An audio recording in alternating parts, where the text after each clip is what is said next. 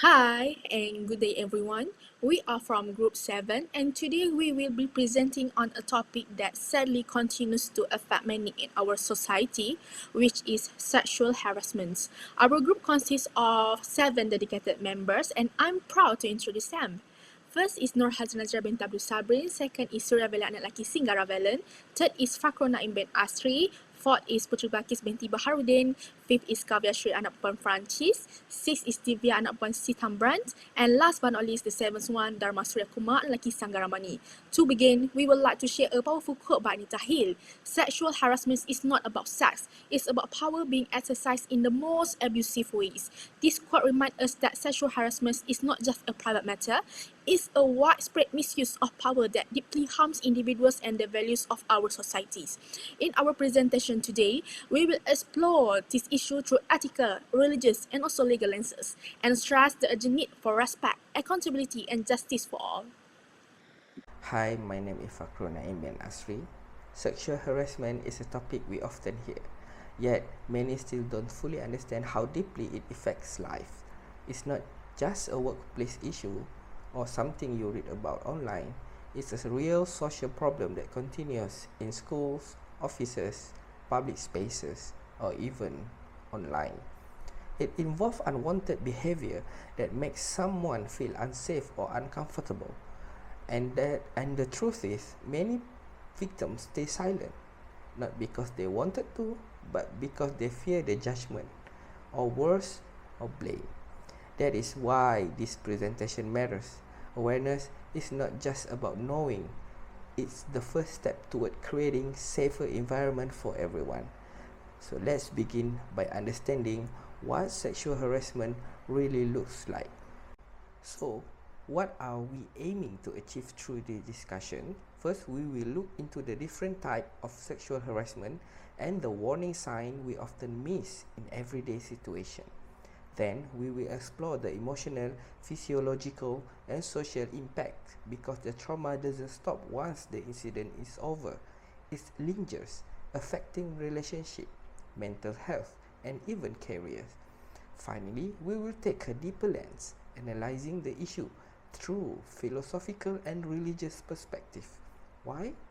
Because every belief system promotes dignity and every value system rejects harm.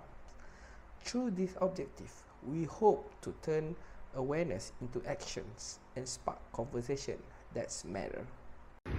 Sexual harassment is any unwanted sexual behavior that makes someone feel uncomfortable or scared. It can happen through words, actions, or online messages like dirty jokes, touching, or sharing sexual content without permission.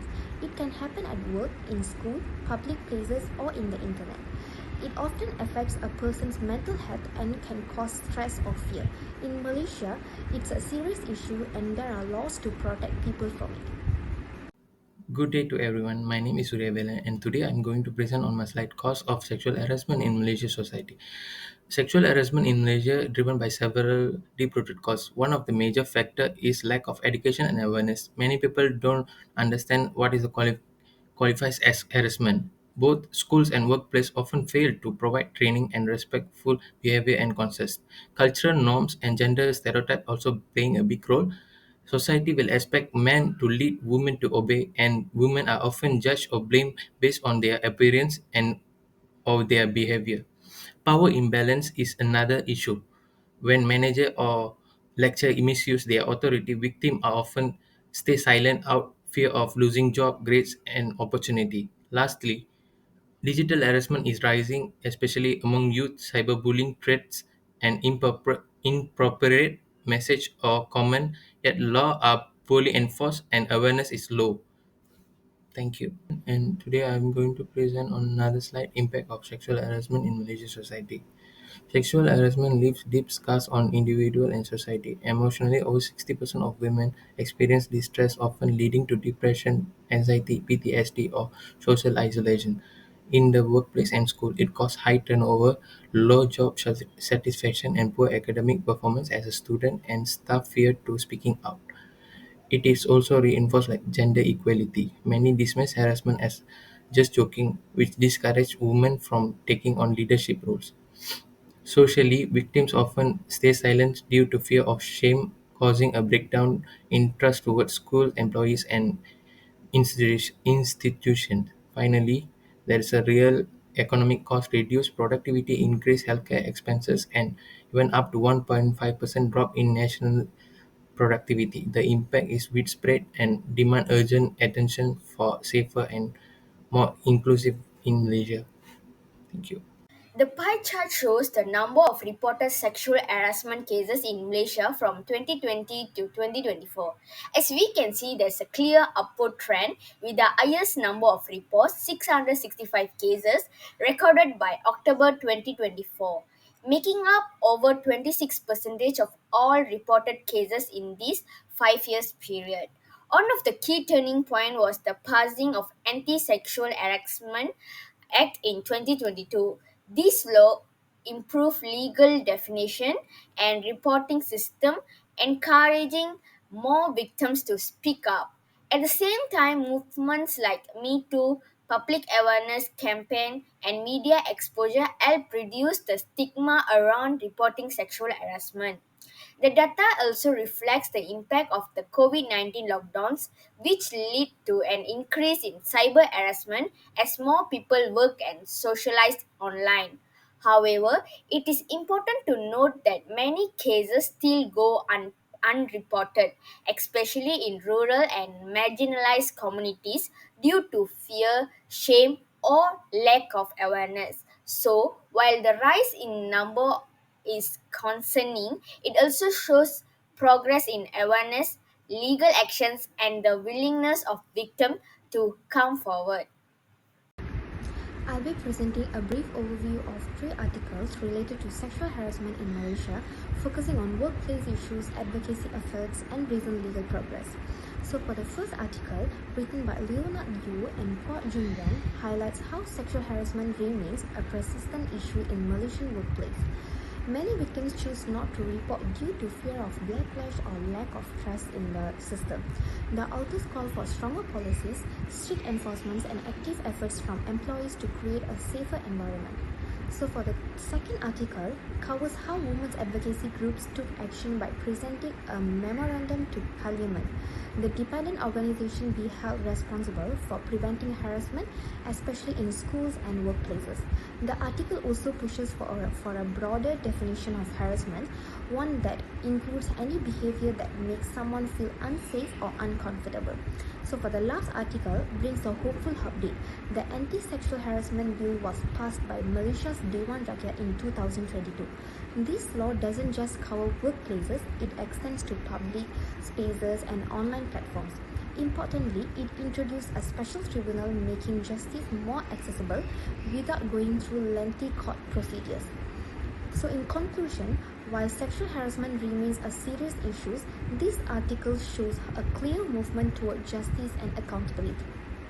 My name is NURHAZILA and I will explain about the analysis of sexual harassment from various philosophical and religious worldviews as taught in our philosophy and current issue class.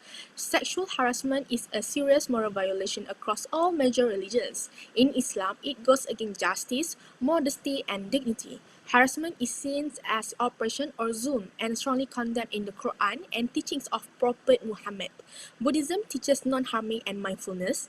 Harassment breaks ethical principles and causes suffering or dukkha, which is creating negative karma. Mindfulness and compassion are key to preventing such harms. In Hinduism, it's considered adharmic against righteousness and truth. Women are seen as divine energy. Shakti and harming them disrupt cosmic and moral balance. Karma ensures wrong actions bring consequences. And in Christianity, it violates the command to love one neighbors and the belief that all are made in God's image. It calls for purity, justice, and respect for the dignity of every person. Next, we present the analysis of these issues based on 2 principles from the Rukun Negara that our group has chosen. Sexual harassment remains a serious issue in Malaysia, even with laws like the Anti-Sexual Harassment Act 2022. From universities to schools. Cases like that of Iman Afia, who bravely reported a lecturer or the teacher caught secretly recording female students, show how power is abused and victims are left unprotected. This clearly violates the rukun negara principle of kesopanan dan kesusilaan, which calls for decency and moral respect. It also contradicts keluhuran perlembagaan, which emphasizes justice and equality under the constitutions. Despite legal reforms, many victims remain silent due to fear of retaliations or lack of institutional support. To truly uphold these nationalist values, we must strengthen systems that protect victims, hold perpetrators accountable, and restore dignity and trust. No one should suffer in silence. Sexual harassment should never be tolerated. Group reflection on sexual harassment. Number 1, moral imperative, not convenience. Addressing sexual harassment is a moral duty, not optional. It affects everyone's dignity and safety. Number 2, power of education and awareness. Many don't recognize what harassment looks like. Awareness campaigns and open conversations help people understand and act. Number 3, safe and supportive spaces. Fear of judgment silences victims. Creating safe spaces helps victims speak up and build trust. Number 4, role of spiritual and moral values. All faiths teach respect and dignity. Harassment violates these shared values. Ethical advertising can encourage reflection and behavior change. Number 5, ending the cycle of silence. Silence protects perpetrators. Standing up and supporting victims breaks the cycle. Number 6, respect for all genders. Harassment affects all genders, not just women. A culture of fairness, listening, and speaking out builds safer environments. Number 7, collective responsibility. Preventing harassment requires action from individuals, leaders, and communities. Our group reflection on assignment. Eye-opening experience. Realize how common and damaging harassment is a social issue, not isolated cases. Number 2, education is key. Many don't understand what counts as harassment. Teaching respectful behavior prevents harm. Number 3, respect and equality. Harassment affects everyone. It's not a woman's issue. Everyone deserves safety and dignity. Number 4, religious and ethical teachings. Harassment goes against kindness, love, and fairness promoted by religions. Number 5, importance of reporting. Many victims don't report due to fear of or lack of knowledge. Clear info about rights, reporting, and support helps victims act. And lastly, personal accountability.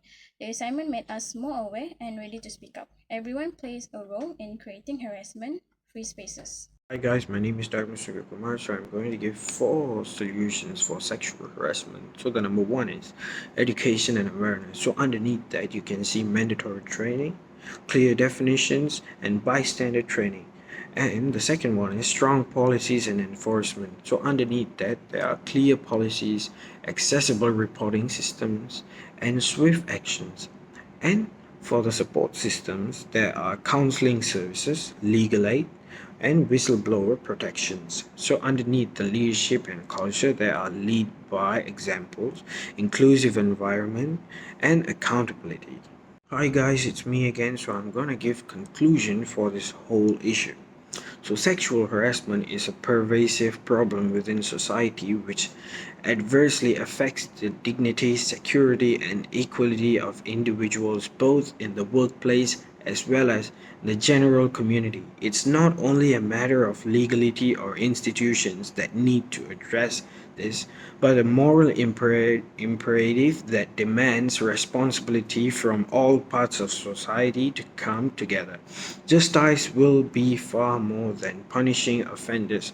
It will be about changing cultures, educating communities, and empowering victims by raising awarenesses, having explicit policies, holding people accountable, and maintaining respectful norms. We can start to break down the systemic walls that protect harassers. Ultimately, the elimination of sexual harassment is about ensuring that all people feel safe, valued, and respected. It is a constant process that requires effort, bravery, and empathy, but it is a process we must run as one. Thank you.